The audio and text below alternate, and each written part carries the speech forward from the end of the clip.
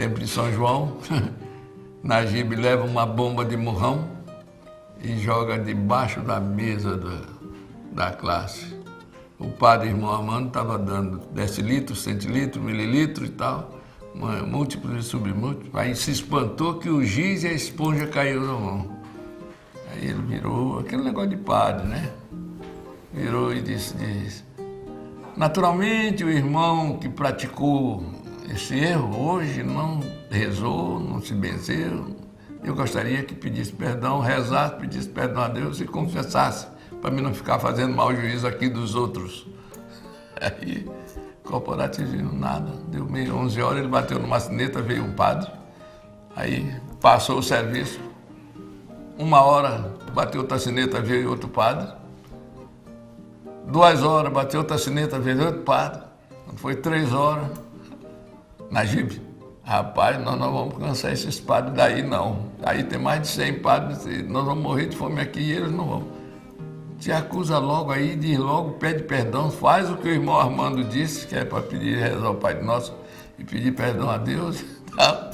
Aí foi o que ele fez e nós somos liberados, né? O tempo rola, o tempo passa, Najib foi para Pindaré, eu fui para Rosário, eu fui ser caminhoneiro, vim encontrar Najib novamente, uma vez que eu vim pegar um fardo na fábrica Santa Isabel, ele estava lá, era administrador de lá da fábrica, da Fabril. Aí nós nos encontramos. Depois vamos nos encontrar na política, já na casa de Burné. Nesse ínter aí, o meu filho, Luiz Carlos, foi colega dele. Naí também foi, mas Naí já em outra classe, né? E papai o pai desse aqui não veio hoje aqui buscá-lo, deu uma carona para ele aí, para levá-lo em casa e tal. Vamos embora. É filho de Najib. Aí eu contei a história para ele, né? Aí eu vim um dia ali perto da Refesa e aquele carro passou por mim e me trancou. Lá desce Najib de lá. Sacana, filha da puta, filho de uma égua. Tu é besta, sacana. Tu foi contar aquela história da bomba na classe e tal para meus filhos. Agora eu não posso dizer nada para eles, que eles vêm com aquela que nunca tocaram, são mau aluno, mas nunca tocaram bomba dentro da classe, que o giz caiu da mão do padre e tal. Eu fiquei agora sem moral, não posso dizer nada, tu é que é culpado. Aí, um depósito de cimento dele ali pelo anel viário, e o caminhão dele passou e quebrou o retrovisor, passou muito perto e quebrou o retrovisor do lado esquerdo do ônibus nosso. Aí o motorista pegou e seguiu atrás do caminhão e foi lá. Chegou lá, saltou, foi onde Najib, lá no depósito. Aí ele veio fora e disse, que esse? Olhou, empresa sombria, de que esse homem não é de medida difícil? Diz, bom, vou pagar, pode vir aqui que eu vou pagar agora. Quanto foi o prejuízo do espelho? Eu não sei, então eu vou dizer aqui para ele, vou pagar. Quanto é? Aí o motorista deu lá um valor estimado, tá? Papel cor-de-rosa, tá? Tipo papel de cheque, o tamanho do cheque, direitinho, ele botou. Irmão Banana, vai receber o dinheiro do retrovisor desse carro na puta que te pariu, filho de uma égua.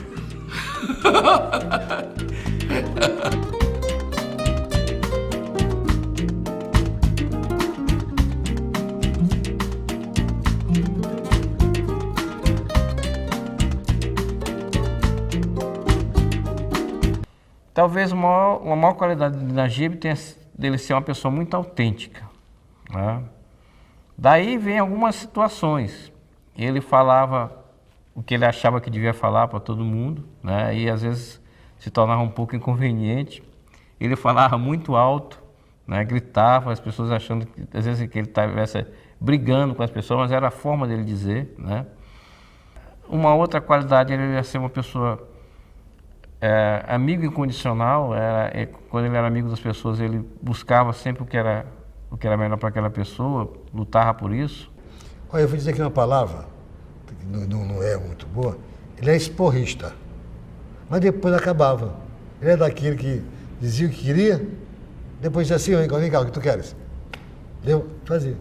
Nunca vi falar que no empregado o procurasse que ele não ajudasse. Qualquer coisa que ele queria, ele chegava e dizia diretamente pra gente, né? E não era com aquela zanga, ele era meio zangado, mas assim, que eu acho que daquilo era dele mesmo.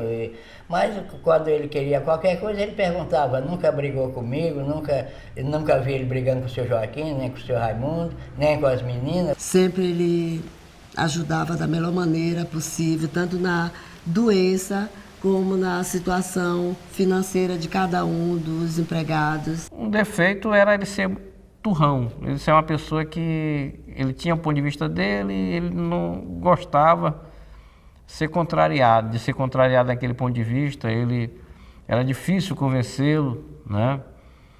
E eu senti um pouco essa dificuldade porque ele tinha algumas ações, né, que eu era advogado, tanto eu advogava causa de interesse dele na área política, ou seja, causa dos aliados dele, que ele me contratava para isso, como na área empresarial. Olha, o Najib, ele tinha o perfil dele, ele tinha dois viés, o viés de comerciante e o viés de político. É difícil você fazer a separação entre esses dois segmentos, porque o Najib era competente nas duas áreas. Em Najib, é curioso, a consideração, o respeito, a veneração mesmo que o Najib apresenta em relação ao irmão. Era o irmão mais velho. Ele, à maneira árabe, sabia que naquele momento em que o irmão estivesse falando, era o primogênito que estava falando, e debaixo do que todas as ações teriam que ocorrer, debaixo de cuja orientação, de cuja liderança, diremos. Por outro lado, o Zé Antônio tinha por Najib uma admiração que é impressionante. Como quem diz assim, puxa, eu poderia ter sido esse camarada. Se eu tivesse sido esse camarada, como teria sido melhor para mim? Que eu somaria ao fato de ser primeiro ao meu modo, como tem sido até agora este meu irmão. Eu acho que os dois se integravam maravilhosamente, inclusive porque um era a réplica negativa dos ímpetos do outro, e o outro, ao mesmo tempo, era o arranque que era necessário acontecer para aquele Zé Antônio, sempre de baixo perfil, né, o inglês de slow profile, né, pudesse também aparecer. Ele era um homem que ele não precisava ganhar ninguém no grito, ele ganhava pelo poder do convencimento. Houve um caso que ocorreu na Rua Oswaldo Cruz, na década de 70, já no final da década de 70, dos movimentos, aqueles movimentos populares, né, de mobilização da população, e estávamos na Rua Grande quando chegou a polícia militar, né, toda organizada, acho que devia ter uns 30 policiais, estava prestes a haver um conflito, né, entre trabalhadores e a polícia. E o Najib foi passando lá naquele momento e nós ficamos surpresos com a atitude dele, viu? Acalmou, chamou o comandante da polícia, disse que não deixa o pessoal aí de lado, tal, não tem nada que agredir, tudo, eles estão fazendo uma reivindicação justa. E com isso acalmou as coisas e ele foi embora. Isso causou uma surpresa, porque a impressão que nós tínhamos de Najib, que na verdade ele era um homem assim que apoiava a repressão naquele momento, mas não, ele foi um homem de uma maturidade muito grande, viu? De uma sensibilidade profunda e que terminou as coisas saindo tanto para o policial que estava cumprindo a sua missão, como pelos trabalhadores que lutavam pelos seus direitos. Eu me recordo que um comerciante de Fortaleza chamado Chico Arraes comprava todo mês, ele comprava 20, 30 carradas de arroz, 25 carradas de arroz na mão da gente. E ele era um grande comerciante, Najib começou a conviver com ele e sempre ele mandava os caminhões pegar o arroz, uma carrada de arroz, e às vezes Najib mandava um outro caminhão para ele de arroz, sem que ele soubesse. Mas Najib, eu só mandei 5 caminhões e tu mandaste mais 3. Não, é porque o cara resolvia vendendo, resolveu pagando e não ficou devendo Najib. Eu já deputado, junto com ele, né? E ele sócio de uma de uma revendedora de veículos, representava aqui, se eu não me engano, a Chevrolet.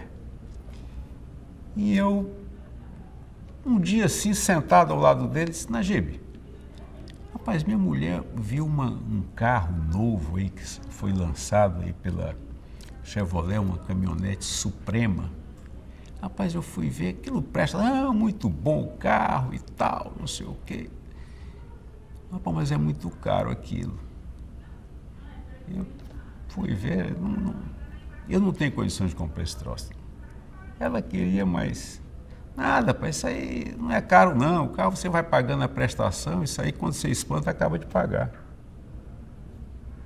Eu digo: olha, rapaz, não vou, eu acho que vou procurar outro carro mais barato. Isso foi de manhã,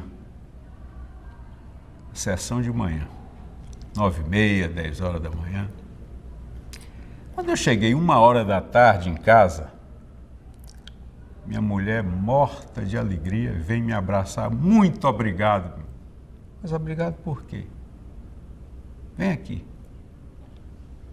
Estava estacionado na porta uma Suprema, o presente que você me deu. O deputado Najib Aico mandou entregar, disse que você pediu que entregasse antes do almoço. Eu disse: esse Najib é um maluco. E parti atrás dele: rapaz, que negócio é esse? Rapaz, tu vais pagar como tu puderes. Se tu não puder pagar, me diz que eu te ajudo. E eu tive que pagar o carro, digo: só posso pagar em 24 meses. Pois está feito, 24 meses sem entrada, se tiver alguma dificuldade numa prestação, me avisa. E assim era o Najib, comerciante e político. Ao mesmo tempo que ele me vendia um carro, também conquistava a admiração, o respeito, a amizade de minha mulher e a minha amizade, né? São gestos como esse que a gente não esquece. Certamente ele ganhava dinheiro na atividade empresarial dele e gastava na política. Najib, ele ganhava dinheiro no comércio, né?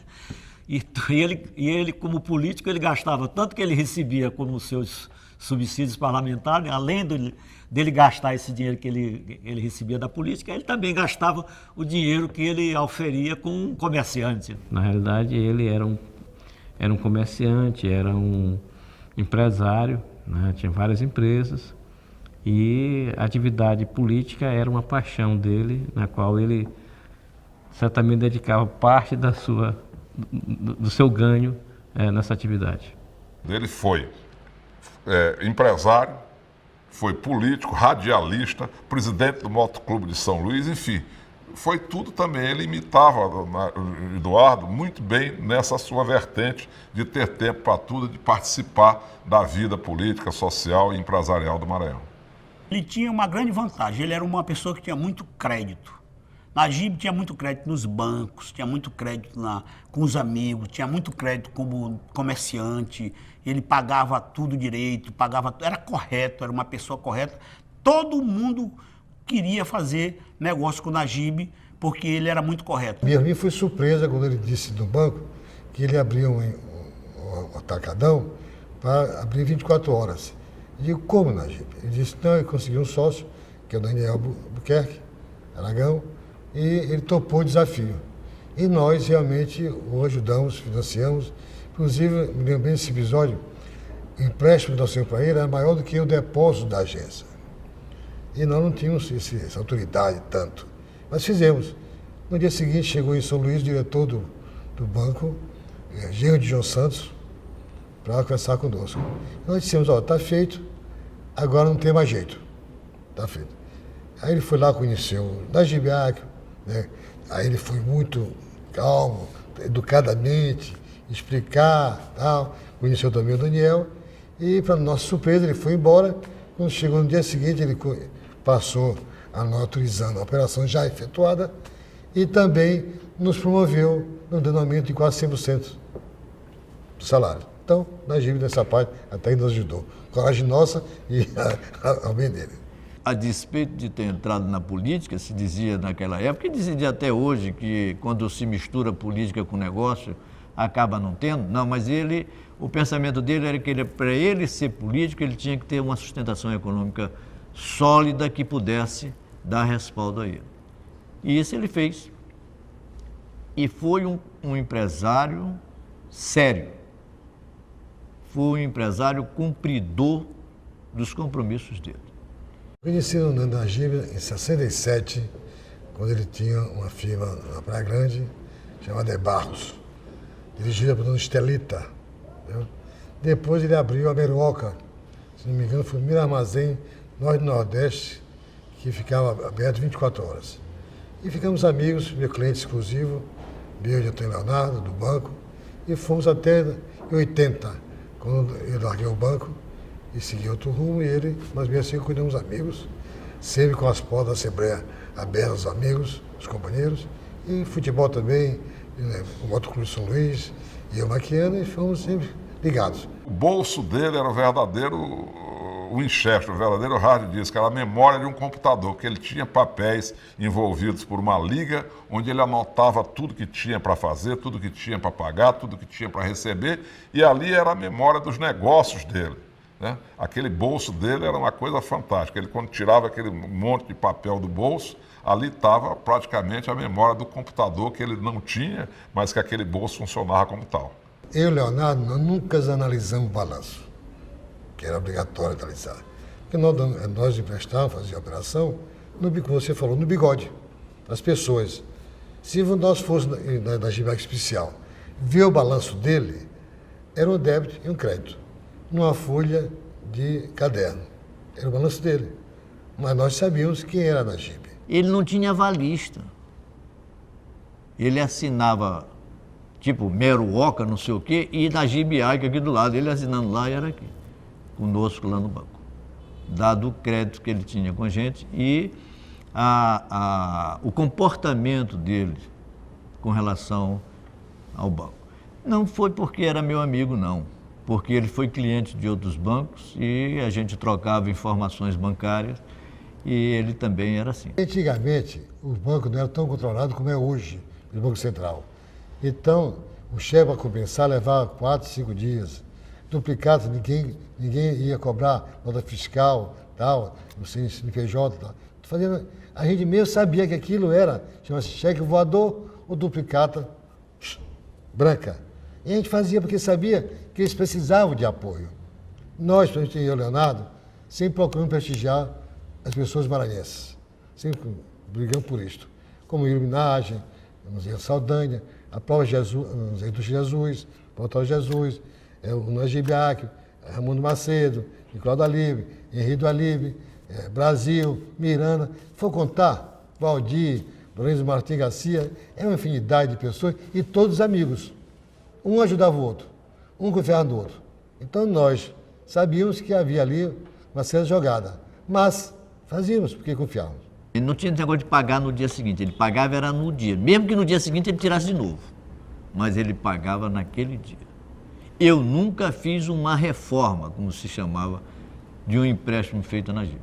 Para nós, tivemos a honra de nunca perder uma operação em São Luís.